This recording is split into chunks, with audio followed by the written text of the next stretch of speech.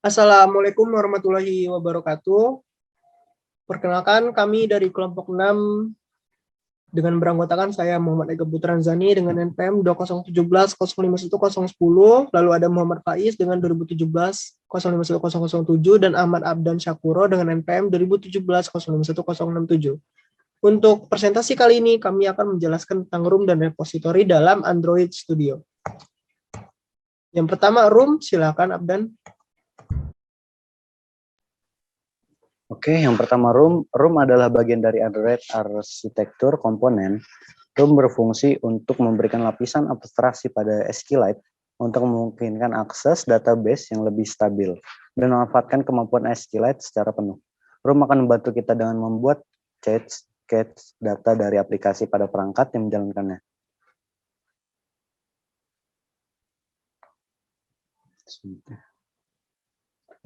Selanjutnya manfaat room. Yang pertama itu manfaatnya verifikasi waktu kompilasi query SQL. Yang kedua anotasi praktis yang meminimalkan kode boilerplate, muncul berulang kali dan rentan error.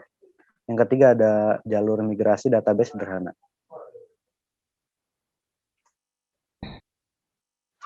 Komponen utama room. Terdapat 3 komponen utama pada room di dalam room. Yang pertama ada class database yang menyimpan database dan berfungsi sebagai titik akses untuk bagi koneksi saat ini ke data persisten aplikasi Anda. Sebuah kelas yang akan diberi anotasi dalam database untuk harus memenuhi ketentuan berikut. Yang pertama harus menjadi kelas abstrak yang diberi turunan classroom database. Kedua, sertakan daftar entitas yang berkaitan dengan database dalam anotasi. Yang ketiga, berisi metode abstrak yang memiliki 0 argumen dan mengembalikan kelas add_DAO. Kedua, ada entity data yang menampilkan tabel di database aplikasi Anda. Yang ketiga, ada objek akses data atau DAO yang menyediakan berbagai metode agar aplikasi dapat membuat query, mengupdate, memasukkan, dan menghapus data dalam database.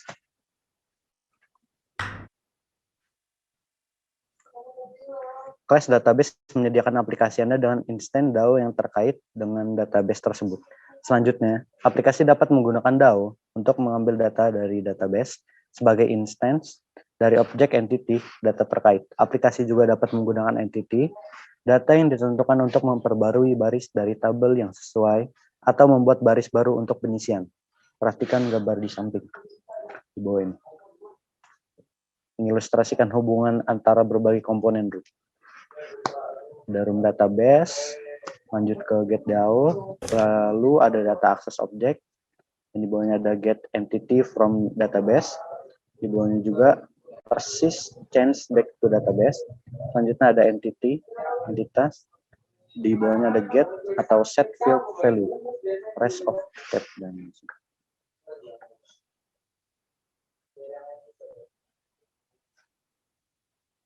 ya, selanjutnya ada yang pertama class user entity data. Kode berikut menentukan entity data user. Setiap instance user mewakili baris dalam tabel user di database aplikasi. Contoh scriptnya ada di bawahnya. Selanjutnya yang kedua ada class user object access data. Kode berikut menentukan DAO yang disebut user DAO. User DAO menyediakan metode yang digunakan aplikasi lain untuk berinteraksi dengan data dalam tabel user. Contoh scriptnya ada di kanan. Yang ketiga ada class user database.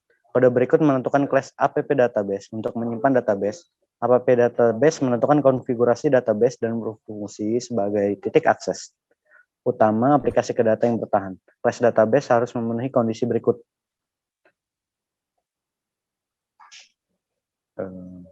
Yang pertama, class harus dianotasi dengan anotasi add database yang menyertakan array entitas yang mencantumkan semua entity data yang terkait dengan database. Yang kedua itu ada class harus berupa class abstrak yang memperluas room database. Yang ketiga, untuk setiap class DAO yang terkait dengan database, class database harus menentukan metode abstrak yang memiliki 0 argumen dan menampilkan instance class DAO.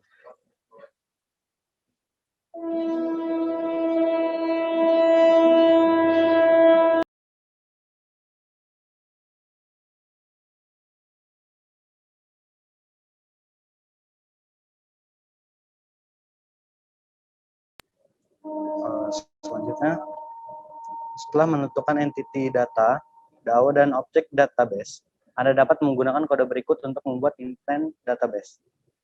Script-nya ada di bawah ini, contoh script. Kemudian Anda dapat menggunakan metode abstrak dari app database untuk mendapatkan instance DAO. Selanjutnya, Anda dapat menggunakan metode dari instance DAO untuk berinteraksi dengan database. Contoh script-nya pada di bawah ini.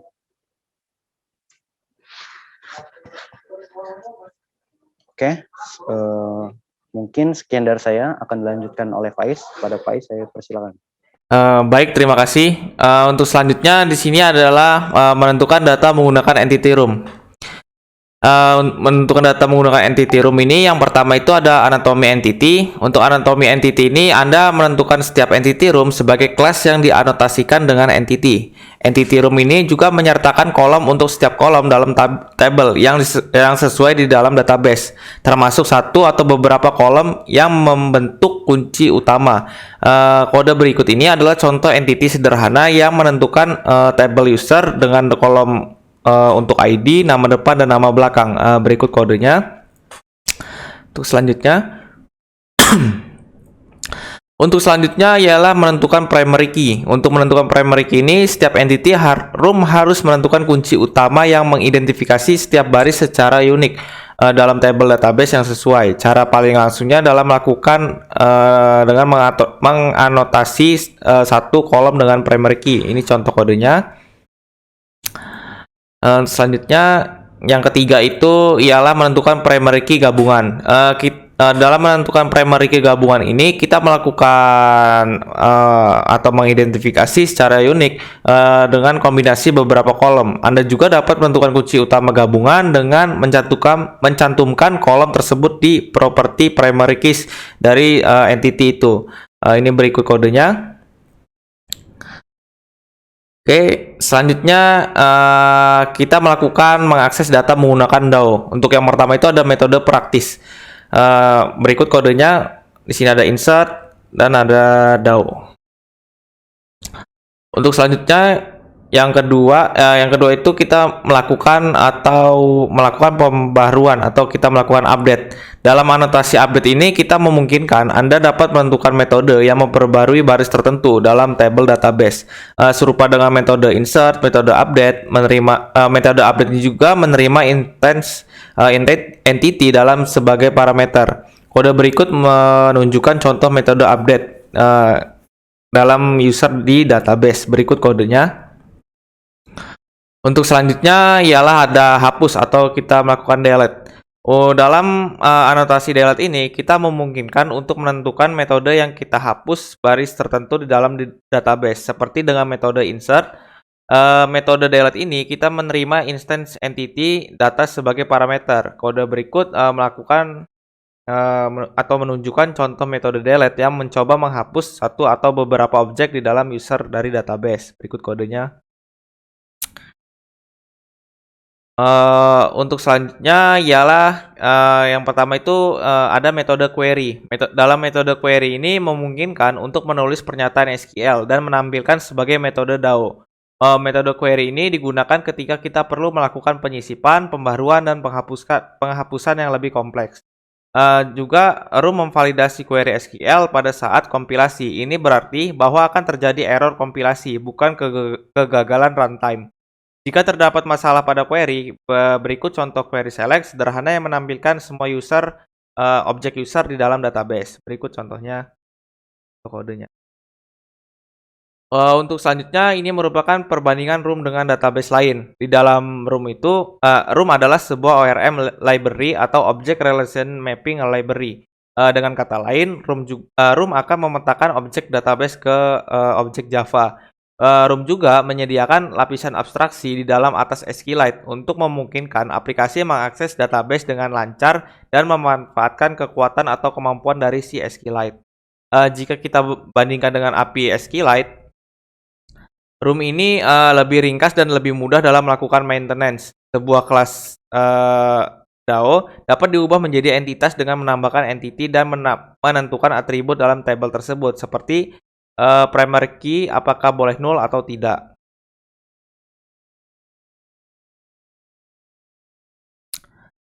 Ini merupakan ada beberapa contohnya. Yang pertama itu dalam kasus SQLite tidak ada verifikasi query SQLite yang masih mentah pada saat dikompilasi. Tetapi di dalam room ini ada sebuah validasi SQL yang ada saat waktu kompilasi. Yang kedua itu di dalam skema database SQLite ini berubah ketika kita memperbarui query SQL yang sudah ada pada aplikasi sebelumnya secara manual.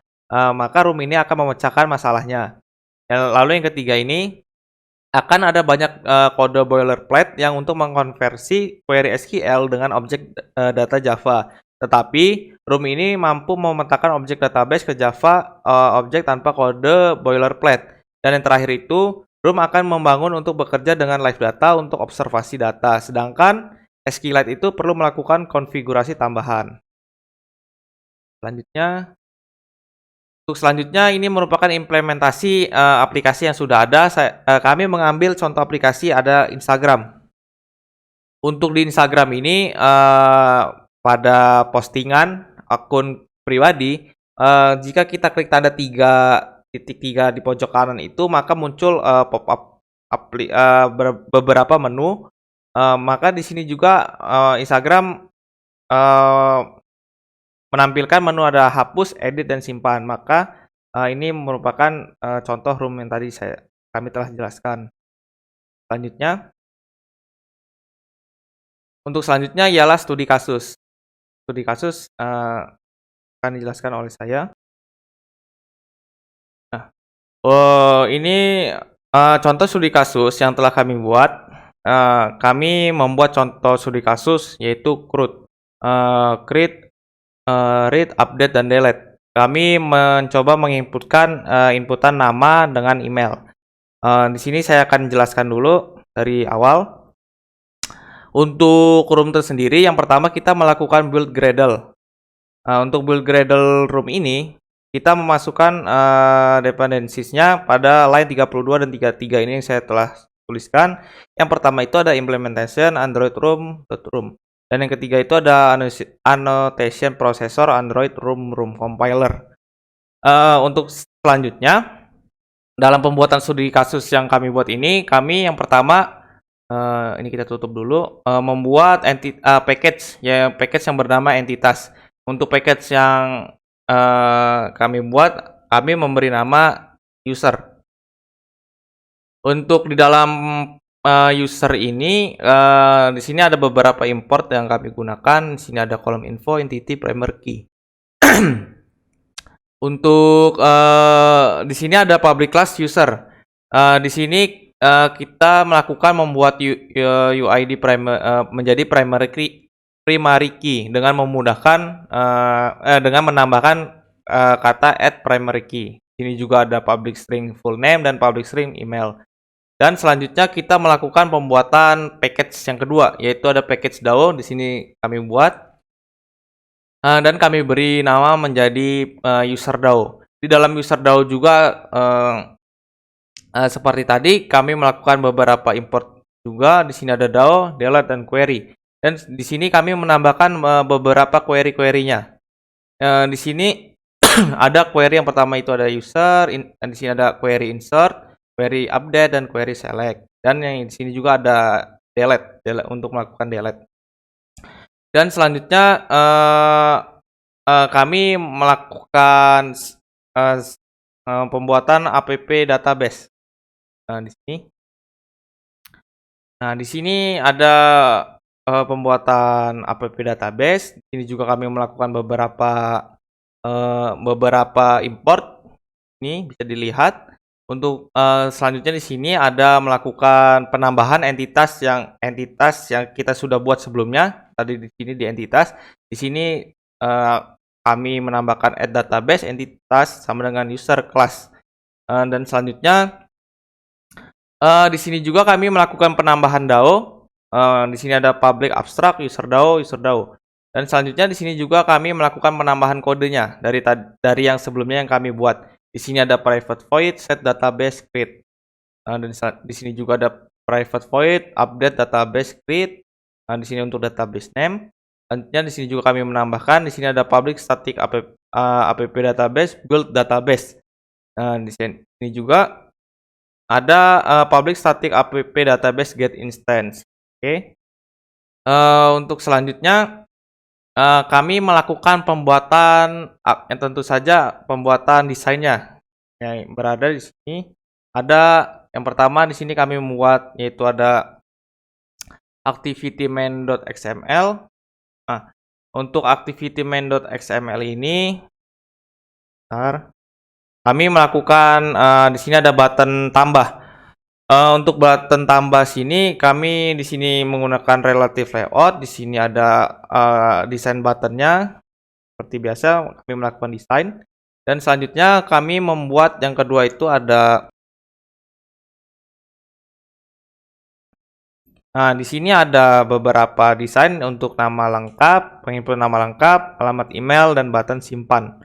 Untuk nama lengkap di sini seperti biasa yang berisikan edit text, desain-desainnya. Itu ini ada alamat email juga, edit text, desain-desain untuk melakukan alamat email, dan di sini ada button simpan. Oke, dan selanjutnya jika kita telah membuat activity.xml-nya, dan selanjutnya tentu saja kita membuat Java-nya. Bentar. Ini. Nah, untuk melakukan pengkodingan Java-nya, seperti biasa kita melakukan import ini, dan di sini ada beberapa private. Ada private recycle view, button, app database, user adapter, lister, di sini dan ada alert dialog. Dalam pengodingan main activity di Java ini kita melakukan menginisialisasi dari XML yang telah kita buat tadi. Di sini ada recycle view, di sini juga ada button tambah. Selanjutnya di sini juga ada database. Database itu app database, get instant, get application context. Dan di sini juga kita melakukan inisialisasi di sini. Dan selanjutnya di sini ada public void one click untuk melakukan edit dan hapus. Nah, di sini. Oke, di sini juga ada pengodingan edit nih. Di sini ada switch case, edit dan hapus. Dan selanjutnya juga kami melakukan pemasukan layout manager ke recycle view. Berikut kodenya. Di sini ada recycle view, set layout manager. Dan selanjutnya kita mengarahkan ke activity tambah dengan melakukan codingan berikut. Override public void one click view. Dan selanjutnya di sini kita memerlukan codingan untuk merefresh datanya untuk memunculkan apabila kita sudah menginputkan. Di sini ada kami buat yaitu protect void one star, merefresh datanya. Oke.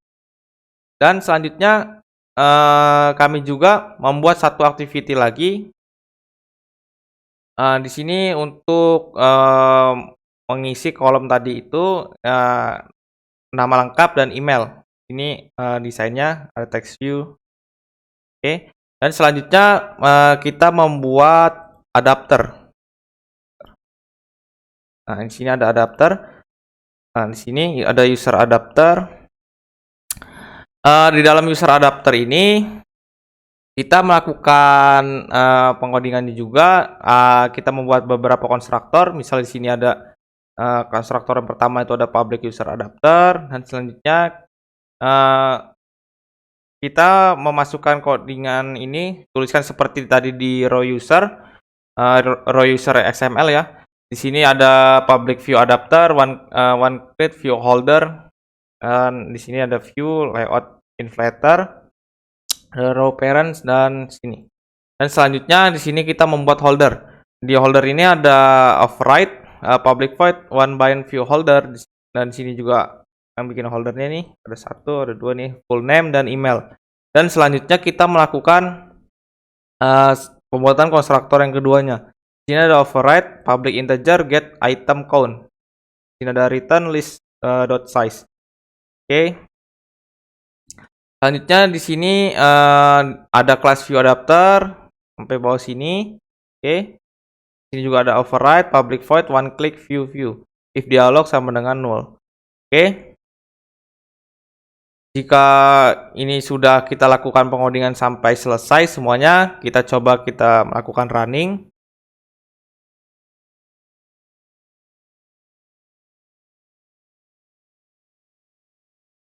Nah, maka jika di running akan muncul seperti ini. Lalu kita langsung saja kita klik tambah, kita tulis misalnya input namanya Muhammad Faiz, masukkan emailnya, kita klik simpan. Yang kedua misalnya ada Ahmad Abdan, kita masukkan emailnya. Dan yang ketiga misalnya ada Ega, Muhammad Ega, dan emailnya. Nah, maka data-data tersebut akan tersimpan. Jika kita melakukan, misalnya kita melakukan edit, bisa juga. Misalnya saya edit di Muhammad Ega, kita klik tahan. Di sini ada fitur edit, kita misal klik edit. Nah, di sini misalnya kita tambahin Muhammad Ega Anzani. Oke. Maka langsung berubah jika kita klik update. Jika kita ingin mendelete, misalnya juga bisa, misal kita delete salah satu di nama berikut, kita hapus, maka akan hilang. Data tersebut juga akan tersimpan di dalam database-nya. Jika kita ingin melihat database-nya, kita bisa klik view, tool Windows, app inspection. Tunggu sebentar. Nah, maka muncul seperti tadi. Ini ada Muhammad Faiz, Ahmad Abdan. Tadi yang Ega telah kita delete. Lalu untuk di user DAO ini sebenarnya bisa kita langsung dijalankan juga. Jika kita klik di sini, ada logo seperti ini, kita klik. Mohon maaf, di sini di line 13 ya, ada gambar seperti ini, kita klik. Nah, maka muncul seperti ini. Kalau kita misal klik run, nah, sukses, tidak ada error. Maka studi kasus yang kami buat ini berhasil, tidak ada error. Oke, sekian dari saya. Selanjutnya, sekian dari data studi kasus yang dibuat. Selanjutnya akan menjelaskan materi repository. Selanjutnya ini merupakan materi repository. Materi selanjutnya dari room. Repository merupakan suatu kelas yang digunakan untuk mengumpulkan semua proses yang berhubungan dengan data, baik itu berupa menyimpan atau mengambil data. Anda juga bisa membayangkan repository ini sebagai gerbang, di mana ketika Anda membutuhkan suatu data, Anda harus melewati gerbang tersebut. Hal ini bertujuan untuk menghindari peletakan kode yang berserakan di mana-mana, sehingga ketika ada perubahan suatu data, cukup di suatu tempat saja. Ini merupakan ilustrasinya. Di sini ada yang pertama itu ada view model, repository, dan selanjutnya di sini ada API, database, dan chat. Selanjutnya, selain untuk mengumpulkan semua proses CRUD, repository juga dapat berfungsi untuk mengatur data lebih dari satu sumber, entah itu dari API ataupun dari network, database maupun chat. Ketika online maupun offline, dengan menggunakan repository ini, Anda juga bisa mengolah data tersebut di dalamnya, sehingga view model yang memanggil data cuaca tidak perlu tahu bagaimana data ini didapatkan, apakah dari internet ataupun dari database. Ya. Selanjutnya, mengapa perlu repository pattern akan dijelaskan oleh Ega. Kepada Ega dipersilakan. Oke. Mengapa perlu repository pattern? Nah, paling utama dari implementasi repository pattern adalah separation of logic. Konsep ini selaras dengan salah satu prinsip dasar huruf S dari Solid Principles, yaitu single responsibility principle, atau satu kelas hanya boleh mengerjakan satu tugas saja. Selain itu, dengan menggunakan repository pattern, Anda akan mendapatkan manfaat lain sebagai berikut. Yang pertama itu memisahkan aplikasi dari sumber data. Yang kedua, dia menyediakan data dari berbagai sumber seperti dari API, database lokal, atau dari sets, tanpa khawatir tentang hal ini. Yang ketiga itu mengisolasi lapisan data. Yang keempat, satu kontrol, tersentralisasi, lalu akses yang konsisten kepada data. Yang kelima, itu mudah untuk melakukan testing kepada business logic dan unit test. Dan yang terakhir, itu mudah untuk menambahkan sumber data baru.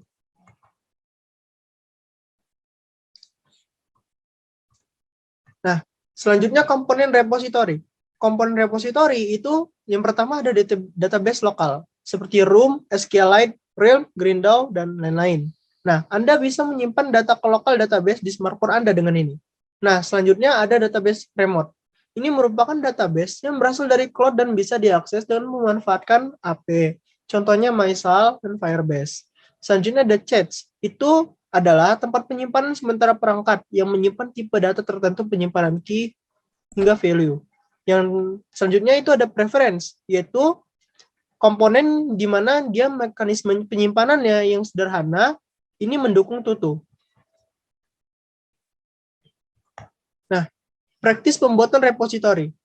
Penamaan repository bisa menggunakan format tipe data ditambah repository. Jadi tipe data apa yang ingin kita pakai ditambahkan repository di ujungnya. Seperti contoh yang pertama, misalnya kita pengen bikin repository movie, maka tipe datanya itu movie ditambah repository. Selanjutnya weather repository, user repository. Jadi semua tipe data apapun itu kita kasih repository di kata selanjutnya. Nah, selanjutnya, jika sebuah repository terlalu besar, Anda dapat membuat multi-level repository, yaitu repository dalam repository. Seperti contoh, misal repository kita ingin membuat login dengan registration, di mana itu kan ada 2 repository. Maka, login dan registration itu bisa kita satukan di dalam repository yang semacam parent repository-nya. Jadi, login repository dan registration repository kita bisa memasukkan ke dalam user repository data yang konsisten diambil. Nah, apabila terdapat lebih dari sumber data, pastikan terdapat single source of truth, yaitu satu sumber. Nah, ini ada skemanya, nih ya prosesnya. Pertama user, ini orang ini kita anggap user ya. User, ini dia ingin melihat list dari movie, activity-nya. Ulang. Jadi, user, ini dia pengen lihat list movie. Maka, aktivitas dia kan berarti dia pengen lihat list movie kan. Dari list movie ini dia bakal ke kelas view model. View model bakal datang ke repository di mana repository itu dia request API untuk apa? Untuk mendapatkan list movie dari API-nya. Nah, ketika dia dapatkan list movie dari API, maka list movie itu akan dimasukkan ke dalam local storage. Setelah list movie itu dimasukkan ke dalam local storage, maka itu akan masuk ke repository. Lalu dari repository dia akan diambil dari list movie itu dari local storage-nya. Nah, setelah didapatkan list movie itu dari local storage melalui repository, maka kelas view model itu mengambil lagi list movie-nya, lalu di-display list movie-nya kepada user yang ingin diminta. Gitu. Itu penjelasan singkat dari skema ini. Nah, selanjutnya composite versus inheritance. Nih, bahasanya keren ya, versus. Jadi composite atau composition atau aggregation itu adalah sebuah kelas baru yang disusun dari kata yang telah ada. Sedangkan inheritance atau pewarisan adalah sebuah kelas baru yang dibuat berdasarkan modifikasi dari kelas yang telah ada. Nah,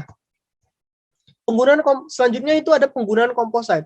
Penggunaan composite itu dia menerapkan desain pattern composite hanya pada objek yang memiliki behavior yang sama, mewakili struktur part hingga whole. Jadi part hingga whole. Jadi desain pattern composite itu digunakan untuk buat struktur daun pohon menggunakan kelas yang mewakili struktur part hingga whole. Nah, ketika berhadapan dengan data terstruktur tree tahu kan yang yaitu kayak pohon cabang. Nah, programmer itu sering harus membedakan antara leaf node sama branch. Jadi itu beda ya. Nah, untuk membuat itu, maka dibutuhkan kode yang lebih kompleks. Dan karenanya, maka akan rawan kesalahan karena kekompleksan dari kode tersebut. Lalu solusinya bagaimana? Nah, kita harus membuat interface yang memungkinkan merawat objek kompleks dan primitif secara seragam. Dalam pemrograman OOP, komposit adalah objek yang dirancang sebagai komposisi dari satu atau lebih objek yang serupa. Semua menunjukkan fungsi yang sama. Ini biasanya dikenal sebagai hubungan has A antara objek.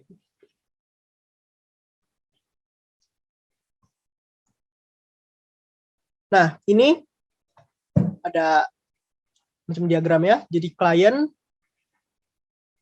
ada leaf, ada composite. Nah, composite ini kan dia operation nih. Metodenya dari for each j in children, j operation. Ini dia masuk ke operation ini ya, di mana ada add, remove, dan get child. Nah, di composite ini leaf juga ada operation. Nah, jadi satu. Nah, ini dari clean ini penggambaran skema dari penjelasan composite sebelumnya. Jadi composite itu seperti sebelumnya dirancang sebagai komposisi dari satu atau lebih objek yang serupa. Jadi objek-objek yang serupa ini dirancang gitu. Jadi kita kayak semacam nyatuin gini. Nah, agar bisa lebih mudah dan tidak perlu melakukan pengkodean yang lebih kompleks gitu intinya. Nih, keterangan. Ini ada composite, itu penyedia metode atau perilaku gabungan. Lalu ada komponen, mendeklarasikan interface objek dalam komposisi, menerapkan perilaku default yang sesuai, atau sering menyatakan kepada interface untuk mengakses dan mengelola komponen composite. Leaf itu merupakan objek lead dalam composite, itu dia mendefinisikan perilaku primitif. Lalu client itu mengakses objek dalam composite melalui komponen interface. Nah, ini untuk keterangannya. Selanjutnya ini ada implementasi. Untuk implementasi repository app, ini bisa kita lihat. Biasanya repository app itu biasanya kita lihat untuk aplikasi dalam berita. Nah, ini ada berita home, ini kita bisa lihat ada berita terkini. Nah, ini baca berita nih ya. Nah, ini implementasinya itu aplikasi berita online. Lalu langkah-langkahnya bagaimana? Nah, langkah-langkahnya ini bisa kita lihat. Itu yang pertama kita harus membuka starter project. Yang kedua, itu membuat repository untuk mengatur data. Yang ketiga, membuat service locator dengan nama injection. Yang keempat, menyesuaikan bagian UI untuk menampilkan data. Lalu yang kelima, itu dia mengimplementasikan fitur bookmark. Nah, oke, kita langsung masuk ke codingan. Studi kasus.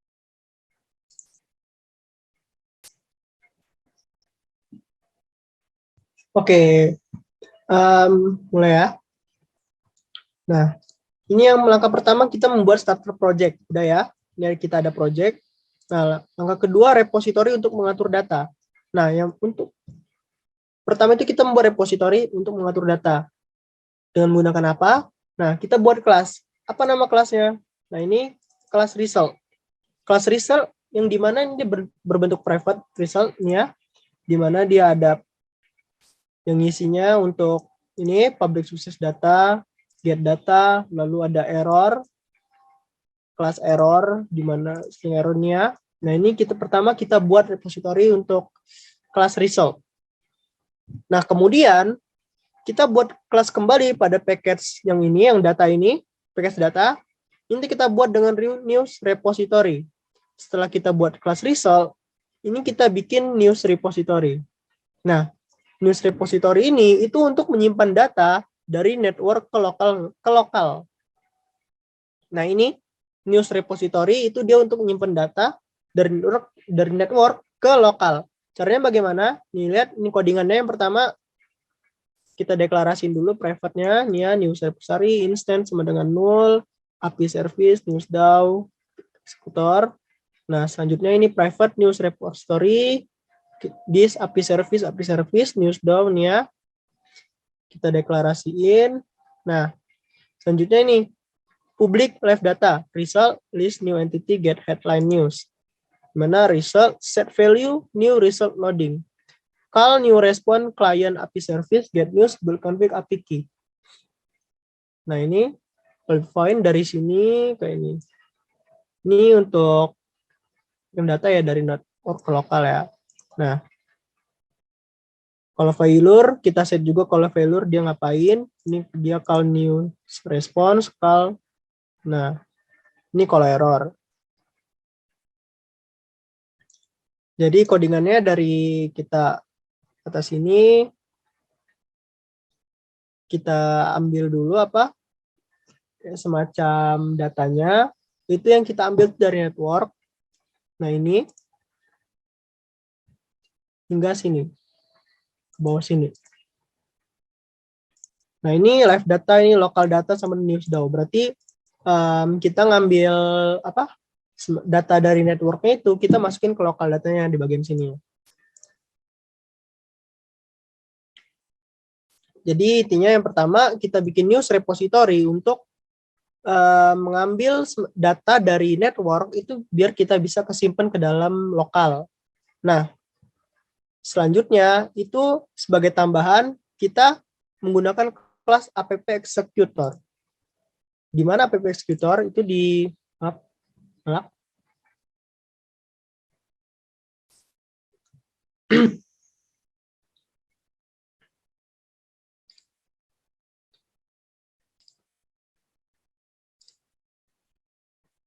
Nah, ini app executor ini disediakan untuk mengakses database dari background. Nah, dari background. Jadi kelas app executor ini dia tugasnya untuk akses database dari background. Jadi ini codingannya. Deklarasiin dulu executor dan thread country disk IO, nerve IO, main thread. Nah, lalu ini kita eksekutornya kita deklarasiin. Nah, ini untuk app eksekutornya. Selanjutnya itu kita udah nih, kita bagian langkah untuk repository untuk mengatur data. Jadi untuk mengatur datanya kita udah dapat. Kita udah bisa ngambil data dari network, kita simpel ke local data, lalu ada semacam app executor itu untuk ngambil database dari background. Nah, selanjutnya itu kita membuat service locator dengan nama injection. Nah, untuk membuat injection ini, itu kita bikin package baru. Package baru, jadi kita bukan di dalam data sini, bukan dalam lokal, maksudnya kita dalam data, jadi bukan dalam lokal, bukan remote, tapi dalam D. D ini apa artinya? D ini singkatan dari dependency injection. Jadi dependency injection kita bikin kelas yang bernama injection. Nah, injection ini seperti berikut ya. Nah, ini. Lalu kita tuliskan kodenya injection seperti ini. Untuk kodenya. Nah,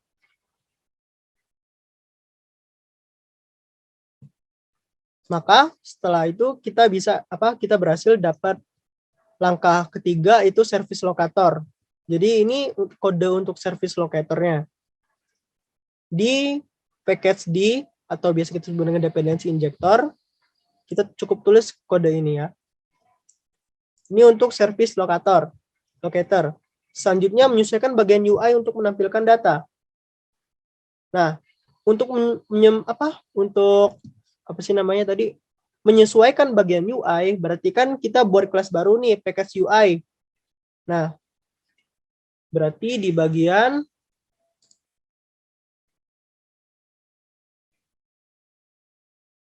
UI, nih ya, package UI. Nah, ini kita namanya news view model. Jadi kita sesuaikan dulu UI-nya. Di dalam news view model ini kita sesuaikan codingannya seperti ini. Public class, new view model, extend view model, lalu public, news view model, dan seterusnya ya. Ini ke bawah sini. Dimana dia ngambil get headline news untuk UI-nya. Jadi UI ini fungsinya dia ngambil get headline news. Lalu ini dia dapat save news dan delete news. Untuk bookmark nanti belum. Nah, sudah nih. Lalu kita bikin kelas baru lagi itu dengan di dalam package UI dengan nama view model factory. Ini view model factory ini itu kodenya kita buat seperti ini. Seperti yang saya tampilkan di bawah. Nah, ini untuk UI-nya. Di mana UI-nya terdiri dari get instance, konteksnya konteks, get instance dari suatu konteks. Lalu ini dia meng-create macam model class. Nah, ini ambil news repository. Nah, ini untuk views model factory untuk codingannya. Nah, setelah semua persiapan UI-nya selesai, kita masuk ke news fragment. News fragment ini untuk menginisiasikan view model dan menampilkan data sesuai dengan status yang didapatkan. Seperti ini ya. Jadi news fragment ini dia semacam fragment untuk menginisiasikan, memulai view model. Jadi dalam diagram tadi kan kalau kita mau nampilin sesuatu kan berarti dalam view modelnya kan dia ngambil kan dari suatu kelas. Kelas view model tuh ngambil, dia tuh menuju repository. Nah ini bagiannya. Jadi fragmentnya itu kita lihat nih. Ini codingannya on view create.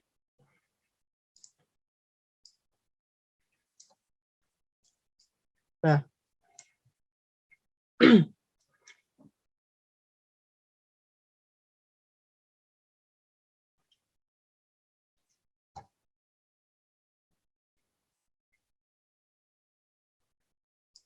Get headline news, observe, get. Nah ini make text, jadi dia if result instance of result loading. Jadi binding progress bar-nya, set visibility-nya dia visible. Kalau sukses dia view-nya gone. Nah ini else if, kalau error dia gone, lalu dia akan muncul terjadi kesalahan konteksnya. Nah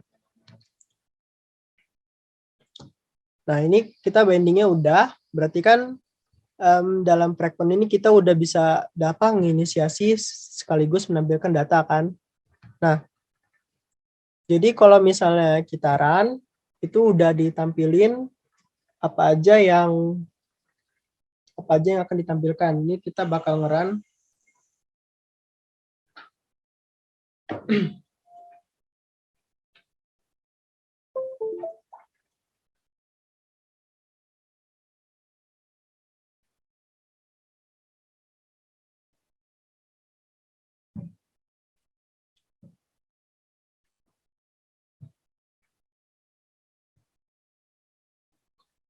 Di ACC dong HP-nya satunya.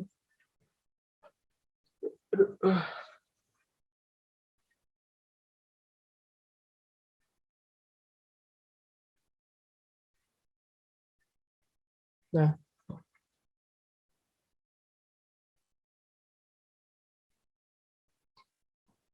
Nah, ini untuk tampilannya.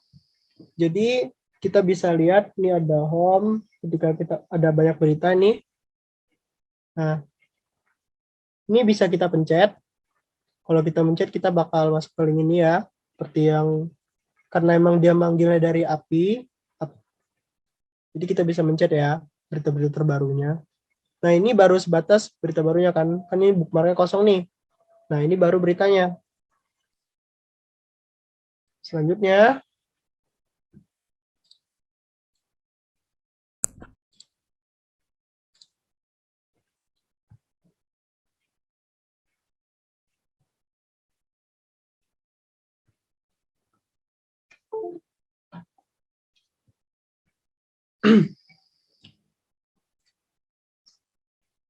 selanjutnya kan tadi baru home nih, bookmarknya belum bisa. Nah, berarti kita mau ngaktifin bookmarknya ya. Jadi kalau misalnya kita pencet bookmark, maka dia bakal masuk ke option bookmark. Nah, pada news repository tadi ini kita tambahin apa? Nah, kita tambahin ini get bookmark news. Jadi yang pertama, ini yang kedua ya.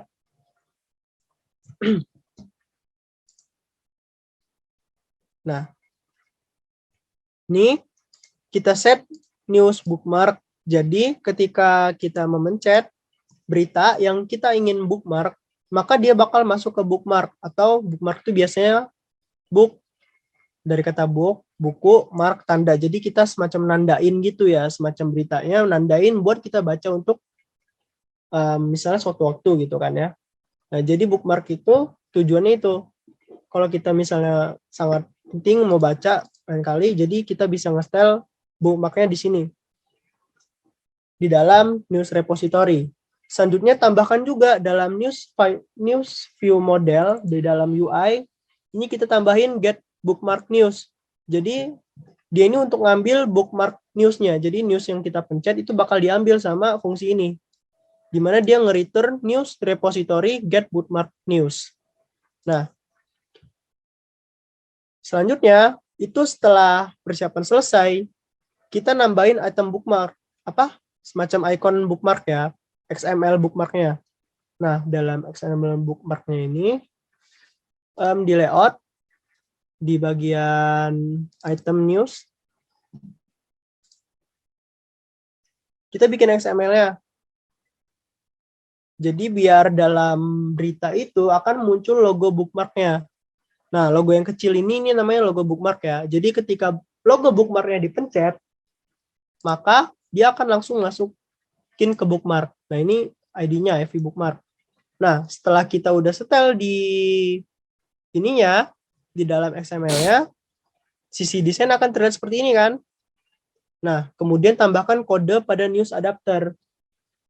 News adapter, bagian sini news adapter Java.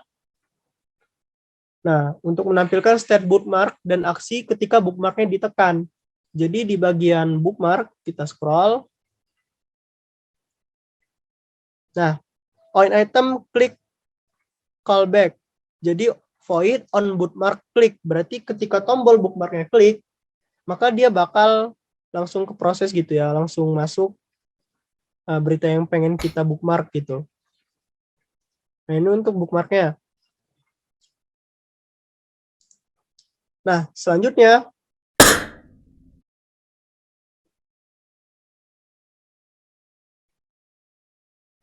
terakhir itu kita tambahin kode untuk membaca data bookmark. Jadi setelah pencet kan belum dikirim nih bookmarknya. Maka kita tambahin kode. Tambahin kodenya di mana? Itu dia di news fragment. News fragment di bagian bookmarknya. Ini tab bookmark. View model, nah ini set visibility ya. News adapter submit list bookmark news. Berarti ini untuk memasukkan news yang sudah kita bookmark ke dalam pilihan bookmark itu. Sehingga ketika kita share screen, misalnya kita mau bookmark ini, dua ini. Aduh, kebuka. Maka akan muncul bookmark sini ya. Lalu kalau mau ke bawah, bulan nih. Nah, masuk nih dia. Sekian presentasi kelompok kami sekitar room dan repository. Mohon maaf bila ada salah kata. Terima kasih. Wassalamualaikum warahmatullahi wabarakatuh.